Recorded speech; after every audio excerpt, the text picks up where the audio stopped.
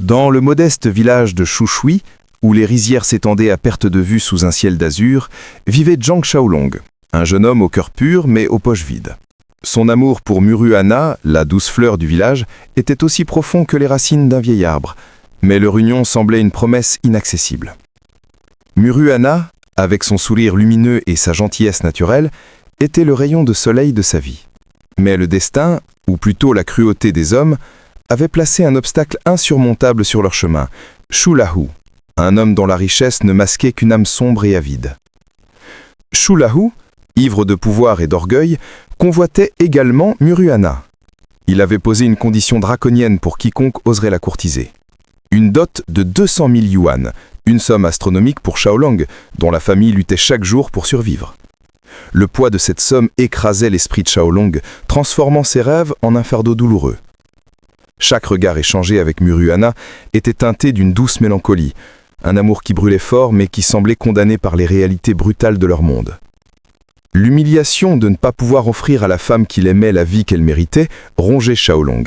Il se souvenait des paroles cinglantes de Shu Lahu, des moqueries qui résonnaient dans le silence de ses nuits, lui rappelant sa position sociale et son impuissance. Comment pourrait-il défier un homme dont l'influence s'étendait comme une ombre sur tous les villages? Mais au-delà de la douleur, une flamme de détermination commençait à brûler en lui. Non pas une flamme de vengeance pure, mais celle d'un homme prêt à tout risquer pour l'amour et pour prouver sa valeur.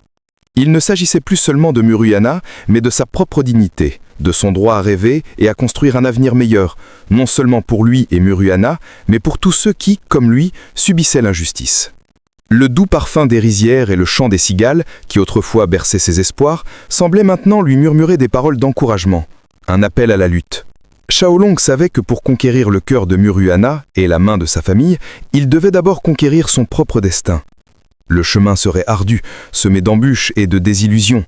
Mais le regard de Muruhana, si plein d'amour et de confiance, était son guide, son étoile polaire dans cette nuit d'incertitude. Il jura, silencieusement, de transformer cette humiliation en une force inébranlable. De prouver à tous, et surtout à lui-même, qu'un cœur pur et une volonté de fer pouvaient déplacer des montagnes, même les plus imposantes dotations. Alors que le désespoir menaçait de l'engloutir, Xiaolong se raccrochait à chaque lueur d'espoir. Le sort, ou peut-être une force plus mystérieuse, semblait vouloir le tester. Un jour, en s'occupant d'une vieille vache malade de son ami Doming, il ressentit une intuition étrange, une sorte de vision perçant la réalité. Il découvrit un bezoar d'une taille rare, une pierre précieuse formée dans l'estomac de l'animal. Ce n'était pas un simple hasard, c'était la première manifestation de son œil clairvoyant, un don qu'il n'avait pas encore pleinement compris. La vente du bezoar rapporta une somme inespérée de 10 000 yuan. Pour la première fois depuis longtemps, un sentiment d'allégresse remplit le cœur de Xiaolong. Mais sa nature généreuse et son sens de l'amitié le poussèrent à partager la moitié de cette fortune avec Doming, car il savait que le véritable trésor n'était pas l'argent, mais les liens qui unissaient les hommes. Ce premier gain, modeste aux yeux des puissants, était pour Xiaolong une victoire colossale, un signe que son destin n'était pas scellé par la pauvreté. C'était la preuve qu'il existait des chemins inattendus pour atteindre ses rêves. Chaque pièce dans sa main était une promesse, un pas vers l'avenir qu'il imaginait avec Muruhana. Ce n'était pas encore les 200 000 yuan de la dot, mais c'était un début, un murmure de l'univers lui indiquant qu'il était sur la bonne voie. Les moqueries de Shu Lahu résonnaient toujours, mais maintenant, elles étaient accompagnées d'une légère dissonance, un doute sur leur pouvoir absolu. Xiaolong réalisait que ses mains, si souvent à l'œuvre dans les champs, pouvaient aussi déterrer des merveilles assoupçonnées. Ce trésor caché n'était pas seulement matériel, il était le symbole de sa propre valeur, un rappel que même dans la simplicité, des forces extraordinaires pouvaient se révéler. La détermination de Xiaolong se solidifiait, nourrissant en lui l'espoir que son amour pour Muruhana, aussi pur et sincère qu'il fût, finirait par triompher de toutes les épreuves imposées par la fortune et la jalousie des hommes. Chaque jour était une nouvelle page, chaque rencontre un nouveau chapitre dans son chemin vers la prospérité et le bonheur partagé. L'écho de sa première victoire le mena au-delà des confins de Chushui, vers la ville, où il espérait vendre d'autres remèdes découverts grâce à son don. C'est là, au détour d'une ruelle animée, qu'il rencontra Lin Xia, une femme d'une élégance rare, issue d'une famille influente et respectée. Leur première rencontre fut une danse inattendue de mondes opposés. Lin Xia, habitué à la sophistication urbaine, fut d'abord intrigué par la simplicité de Xiaolong. Cependant, lorsque le destin les réunit face à la grave maladie de son grand-père, Xiaolong révéla l'étendue de ses capacités. Son œil clairvoyant lui permit de diagnostiquer avec une précision stupéfiante des maux invisibles aux médecins les plus renommés. Il perçut non seulement les déséquilibres physiques, mais aussi les énergies subtiles qui traversaient le corps de l'homme âgé. Sa méthode de guérison, mêlant des aiguilles d'argent ancestrales à l'eau d'une source de montagne aux propriétés curatives, fut un miracle. Lin Xia, témoin de cette prouesse, fut profondément impressionné. Son grand-père, au bord de la mort, recouvra une vitalité inattendue. En signe de gratitude, elle lui offrit une récompense d'1 million de yuan, une somme capable de changer sa vie à jamais. Mais Xiaolong, fidèle à ses principes, refusa la somme exorbitante. Il ne cherchait pas la fortune rapide, mais la dignité et la reconnaissance. Pour lui, le don de la guérison était un service, pas un commerce. Il déclina également son offre de le raccompagner, préférant retrouver ses racines et sa bien-aimée Muru. Lin Xia, habitué à voir les hommes se prosterner devant sa richesse, fut désarmée par son humilité et sa détermination. Elle commença à voir en lui bien plus qu'un simple guérisseur. Elle y voyait un homme d'une intégrité rare, dont le cœur pur transcendait les barrières sociales. Ce million de yuan, bien que refusé, était une validation de son don, une confirmation que sa vision allait bien au-delà des apparences. Xiaolong repartit avec la satisfaction d'avoir aidé, le cœur léger, ignorant encore que cette rencontre marquerait le début d'une alliance inattendue, et la graine d'un sentiment nouveau dans le cœur de la jeune et puissante Lin Xia. Le chemin de Xiaolong s'éclairait peu à peu, mais les défis à venir seraient encore plus grands que les miracles qu'il venait d'accomplir. De retour à Shushui, Xiaolong trouva son village en ébullition, plongé dans une nouvelle vague d'injustice orchestrée par Shu-Lao. Les villageois, déjà pauvres, étaient contraints d'accepter des pierres brutes sans valeur en guise de salaire pour leur travail acharné dans les mines de Shu-Lao. La colère bouillonnait dans le cœur de Xiaolong. Il ne pouvait rester impassible face à cette exploitation. Il se souvenait des paroles de son ami, Doming, de la souffrance de tous ceux qui, comme ses propres parents, avaient péri dans ces mines, sans jamais recevoir de compensation équitable. C'était une blessure ouverte pour lui, un rappel constant de l'injustice. Animé par un courage féroce, Xiaolong décida de défier Shu-Lao en public. Les regards des villageois se tournèrent vers lui, empreints d'espoir et de peur. Le pari était osé, presque insensé. La vie de Xiaolong contre la jambe de Shu-Lao et la restitution de toutes les compensations dues aux parents des mineurs décédés. C'était un pari qui dépassait l'argent, un pari pour l'honneur et la dignité de tout un village. Shu-Lao, arrogant et sûr de sa supériorité, accepta, ricanant devant ce qu'il considérait comme la folie d'un pauvre paysan. La scène se déroulait devant une montagne de pierres brutes. Les villageois retinrent leur souffle, leur cœur battant à l'unisson avec celui de Xiaolong. Grâce à son œil clairvoyant, Xiaolong scrutait les pierres, voyant à travers leur carapace rugueuse pour discerner les trésors cachés. Il perçut l'énergie vibrante d'une pierre en particulier, une qui, pour le commun des mortels, semblait sans intérêt. Le silence était assourdissant tandis que Xiaolong désignait la pierre, une conviction inébranlable dans son regard. Ce n'était pas un simple jeu de hasard, c'était un duel de destin, un affrontement entre l'avidité et la justice. Il savait qu'il portait sur ses épaules les espoirs de tous et la mémoire de ses parents. La tension était palpable, chaque seconde s'étirant comme une éternité. Xiaolong avait déjà prouvé ses capacités médicales à Lin Xia. Mais cette fois, il s'agissait de sa réputation, de l'avenir de son village et de l'amour de Muru Ana. L'échec n'était pas une option. Il devait non seulement voir le trésor, mais aussi convaincre tous de sa légitimité, pour que la victoire ne soit pas seulement la sienne, mais celle de tout Shushui. Le moment de vérité arriva, suspendu dans l'air lourd de tension. Xiaolong, d'une main ferme et d'un regard déterminé, ouvrit la pierre qu'il avait choisie. Au fur et à mesure que les couches rugueuses cédaient, une lueur verte émeraude jaillit, révélant un jade d'une pureté et d'une valeur inestimables. La foule explosa en clameurs de joie et d'admiration. Le silence s'était transformé en un chœur de célébration, la stupeur se lisant sur les visages de tous, sauf celui de Xiaolong, dont la conviction n'avait jamais faibli. Le jade, estimé à plusieurs centaines de milliers de yuan, était une preuve irréfutable de son don.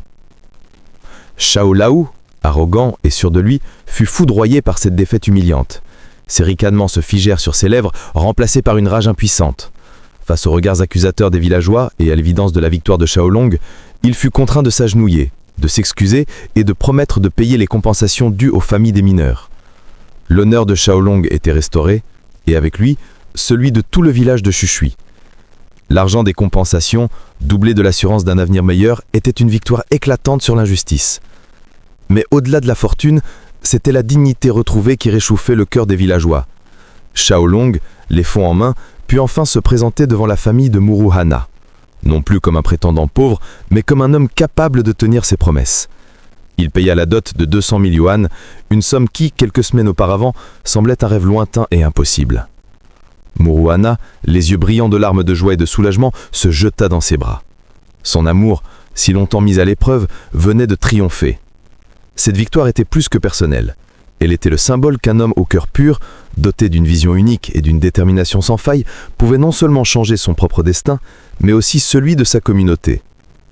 Les mains de Xiaolong, autrefois nues et sans espoir, tenaient maintenant le fruit de son courage et de sa persévérance. Le chemin était encore long, mais cette victoire marquait un tournant décisif, prouvant que même les montagnes les plus infranchissables pouvaient être déplacées par la force de la volonté et la lumière d'un amour sincère. C'était la naissance d'une légende, celle de Zhang Xiaolong, l'homme qui avait défié le destin et avait gagné. Avec la dot payée et l'accord de la famille de Muruhana, un vent nouveau soufflait sur la vie de Zhang Xiaolong. La cérémonie de fiançailles fut simple, mais remplie d'une joie authentique, celle des cœurs qui s'unissent après avoir bravé les tempêtes. Muruhana, vêtue de sa plus belle robe, rayonnait de bonheur, son sourire effaçant des années de doute et de larmes silencieuses. Pour Xiaolong, chaque regard échangé avec elle était une promesse scellée, un rappel de l'objectif ultime de toutes ses luttes.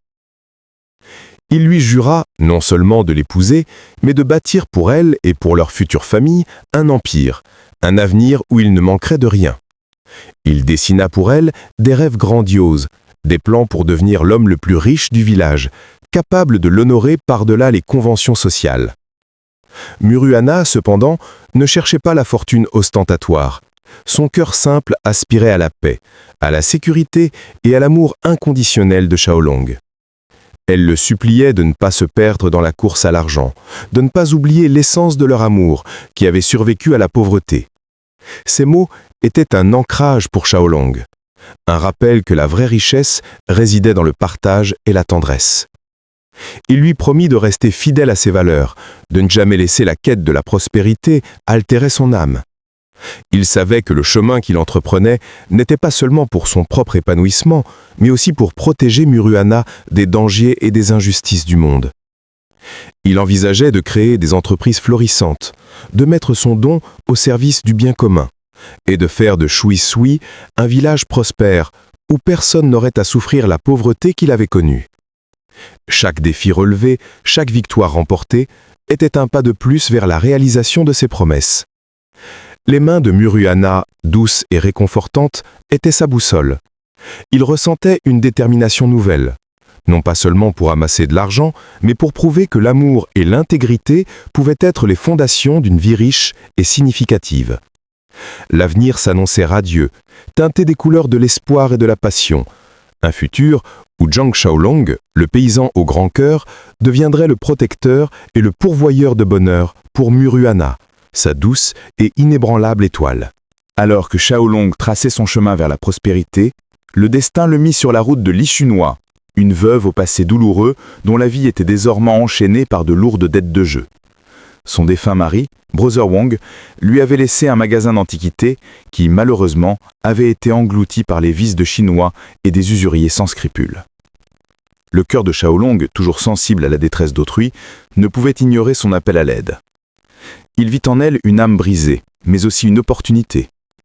Utilisant son don de vision, il se rendit compte que le jeu pratiqué dans l'antre des créanciers était truqué, et que Chinois était victime d'une véritable escroquerie. Poussé par son sens de la justice, Xiaolong décida d'intervenir. Il entra dans la tanière des parieurs, un lieu sombre et oppressant, où l'argent changeait de main au rythme frénétique des cartes. Grâce à son œil clairvoyant, il discerna les cartes cachées, les manipulations subtiles des joueurs. Le silence tomba dans la pièce, tandis que Xiaolong, avec une assurance déconcertante, démasquait les tricheurs un par un. Il transforma le jeu en sa propre arène, gagnant non seulement l'argent des dettes de Chinois, mais aussi le respect et l'admiration de tous les témoins. Les usuriers, exposés et humiliés, furent contraints de rendre à Chinois la pleine propriété de son magasin d'antiquités. Ce n'était pas seulement une victoire financière, mais une victoire morale, une libération pour Shunhua dont le fardeau s'était enfin envolé. Xiaolong, loin de chercher la reconnaissance personnelle, proposa à Shunhua une alliance inattendue, qu'elle gère le magasin d'antiquités et qu'ils partagent les bénéfices. Ce geste de confiance et de générosité fut un baume sur le cœur meurtri de la veuve. Shunhua, qui avait tout perdu, retrouva un but et une raison d'espérer. Le magasin, autrefois symbole de sa chute, devenait désormais le fondement d'une nouvelle entreprise, un pont entre le passé et un avenir prometteur.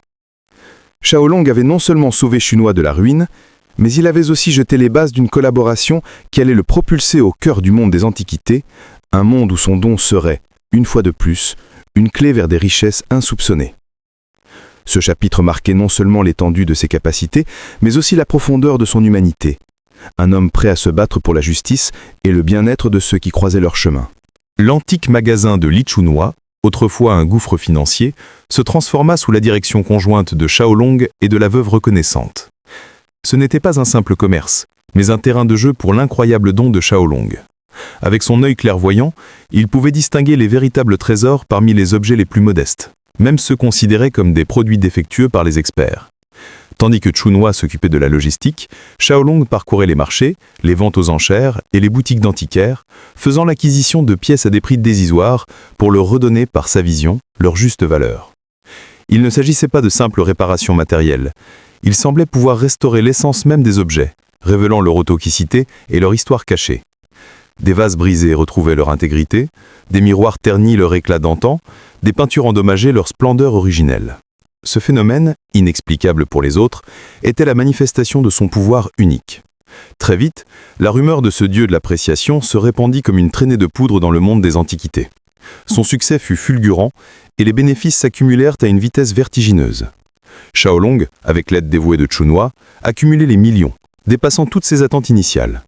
Les familles d'antiquaires établies, et notamment celle de Lin Xia, dont la lignée dominait ce marché depuis des générations, commencèrent à s'inquiéter de cette concurrence mystérieuse et sans précédent. Lin Xia, qui avait croisé Xiaolong des mois auparavant, entendait parler de ce jeune prodige qui ramassait les fuites et perturbait l'ordre établi du marché.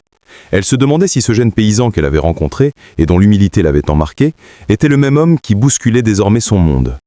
L'ambition de Xiaolong ne se limitait pas à la fortune personnelle.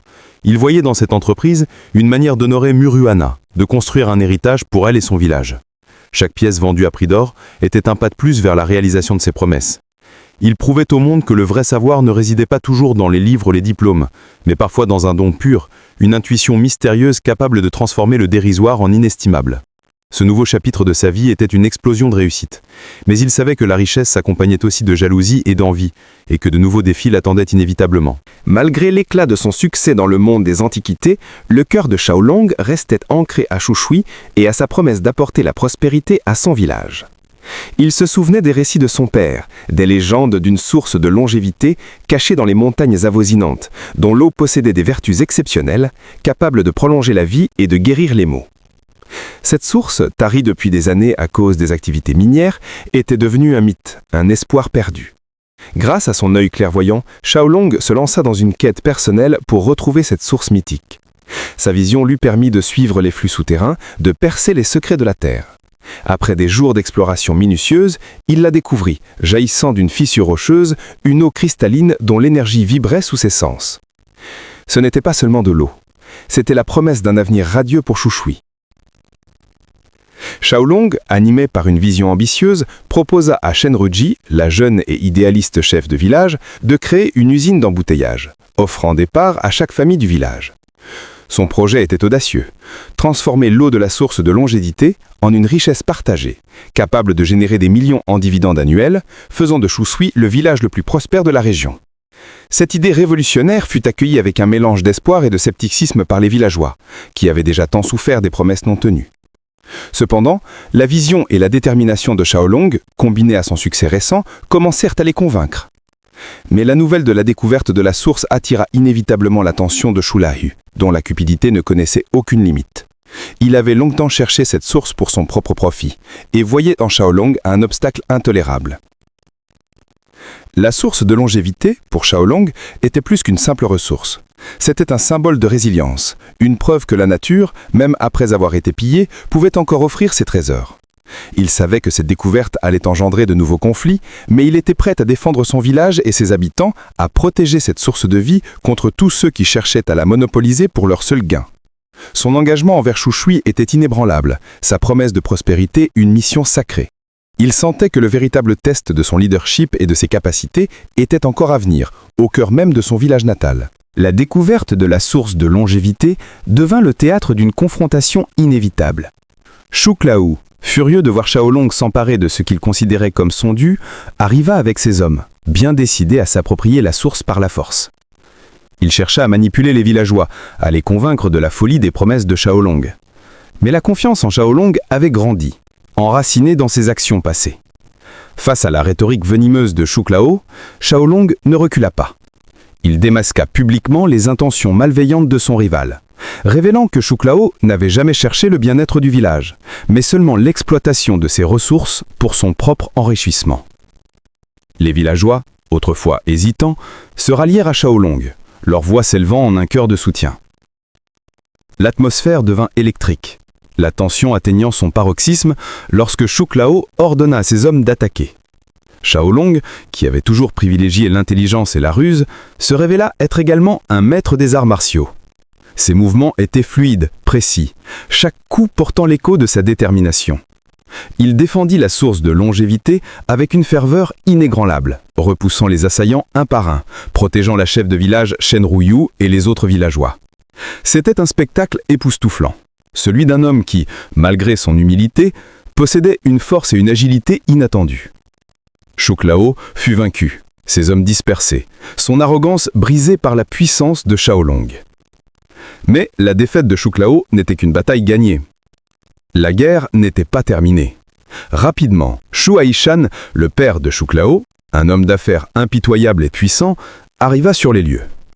Son visage était sombre, ses yeux perçants, porteurs d'une menace bien plus grande que celle de son fils. Il était l'architecte de l'exploitation passée et le véritable cerveau derrière les ambitions de Shuklao. Xiaolong savait que ce nouveau défi serait d'une toute autre envergure.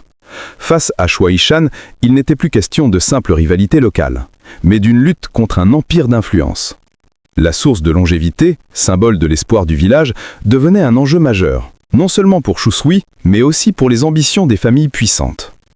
Xiaolong se tint droit, prêt à faire face à ce nouveau titan. Son cœur rempli de la force de son amour pour Muru Ana et de sa promesse envers son peuple. Il savait que sa victoire à la source n'était que le prélude à un affrontement bien plus vaste, un combat où son destin et celui de tout Shushui seraient en jeu. Le choc avec Shu Haishan était inévitable, et il prit une tournure inattendue dans le monde feutré des antiquités. La famille Lin, pilier de ce marché, se retrouvait au bord de la faillite, ayant perdu de lourds paris commerciaux face à l'empire de Shu Haishan. Lin Xia, autrefois fier et inébranlable, était désespéré.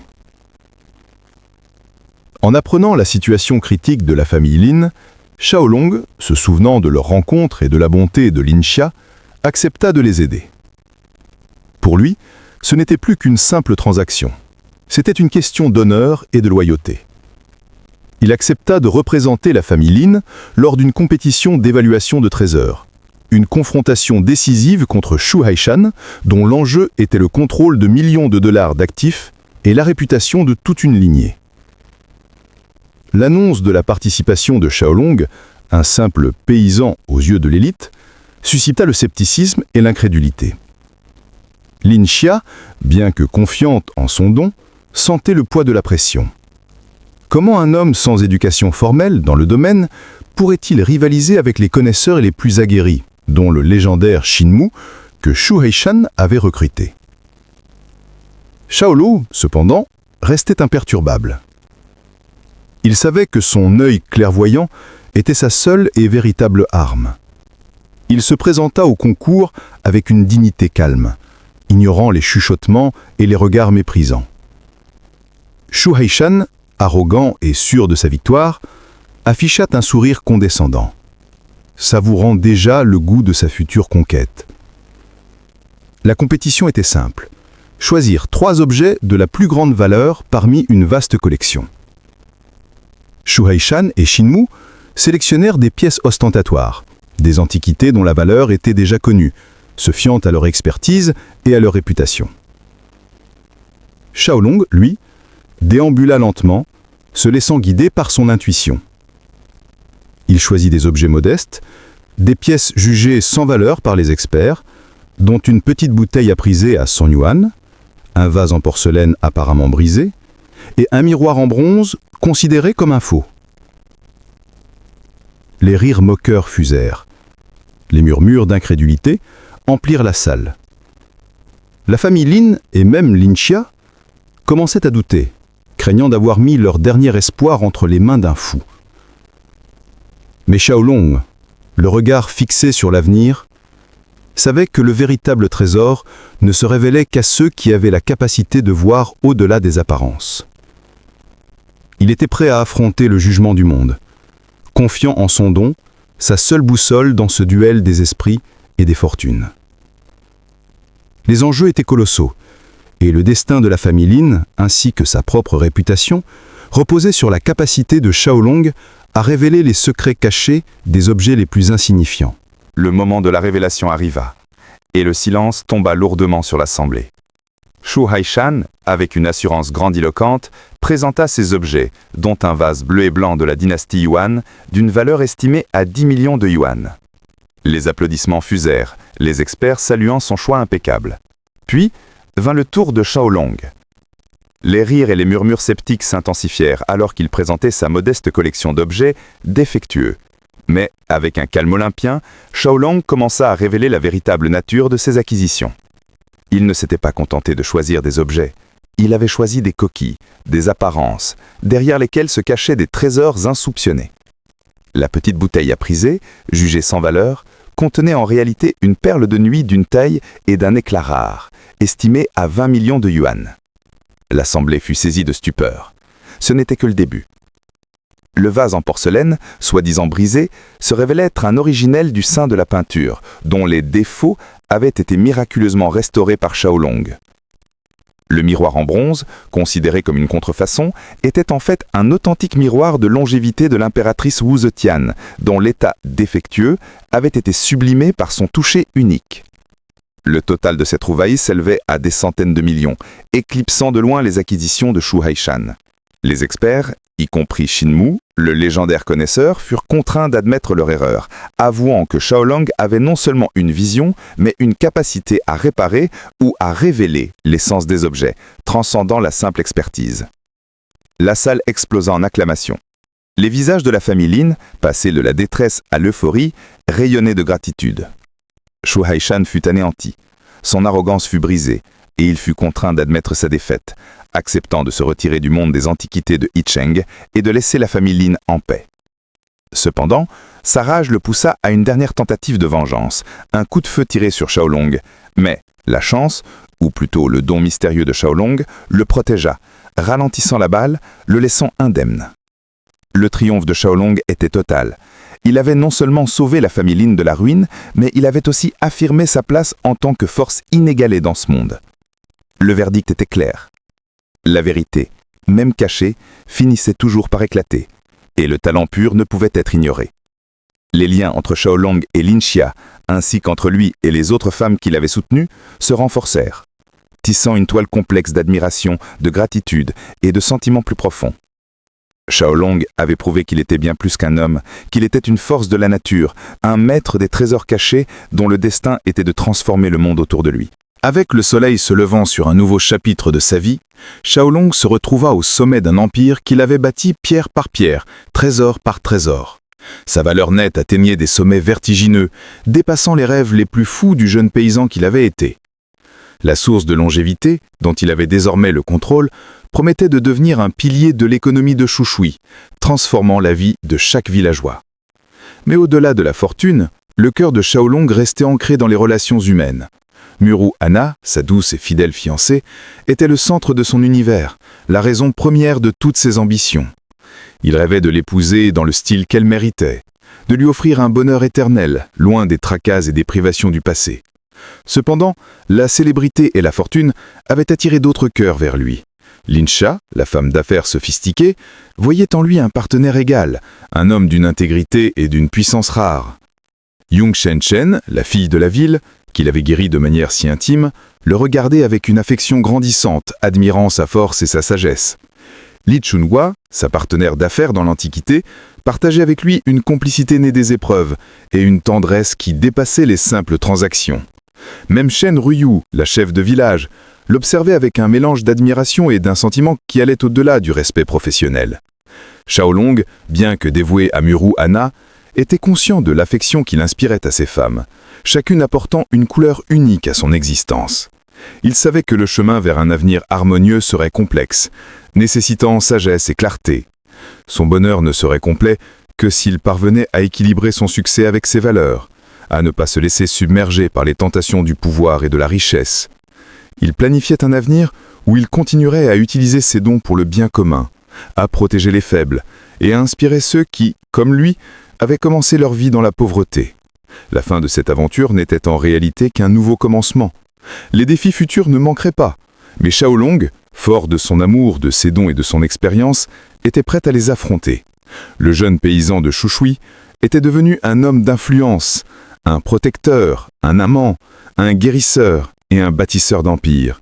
Son histoire, empreinte d'émotions brutes, de passions intenses et de victoires éclatantes, résonnait comme un hymne à la persévérance et à la puissance du cœur humain, rappelant que même dans les recoins les plus sombres, un éclat caché du destin pouvait surgir, transformant tout sur son passage.